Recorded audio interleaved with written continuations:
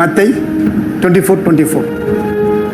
అబద్ధపు క్రీస్తులను అబద్ధపు ప్రవక్తలను వచ్చి సాధ్యమైతే ఏర్పరచబడిన వాని సైతము మోసపరచుటకై గొప్ప సూచక క్రియలను మహత్కార్యములను కనబర్చెదరు. ఆమేన్. Praise the Lord. అలాంటి అబద్ధ బోధలో దయచేసి కూర్చోకండి. అలాంటి బోధలో వెళ్ళకండి. ఎందుకంటే ఆ యొక్క అబద్ధ బోధ ఎట్లంటే వాళ్ళు వాక్యం నమ్ముతారు కదా, బాప్సం నమ్ముతారు, ప్రభా సంస్కారం నమ్ముతారు కదా. అంటే బైబిల్ చెప్పేది ఆ విషయం చెప్పట్లేదు. అంత్యకాలంలో అభిషక్తులు వస్తారు. ఏమొస్తారు? అభిషక్తులు. అందరినీ మోసం చేస్తాను చెప్పట్లే.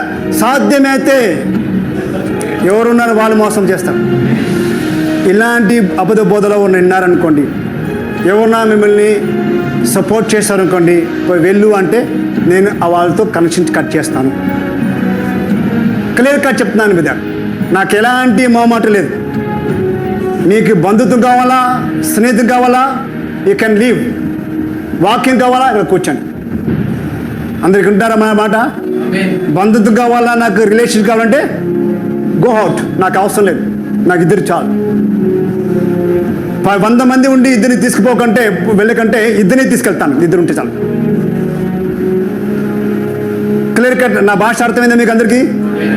ఓకే. మళ్ళీ వస్తే చెప్పను నీకు ఏ అధికారం ఉంది బిదార్ నేను చర్చించి పంపించావు.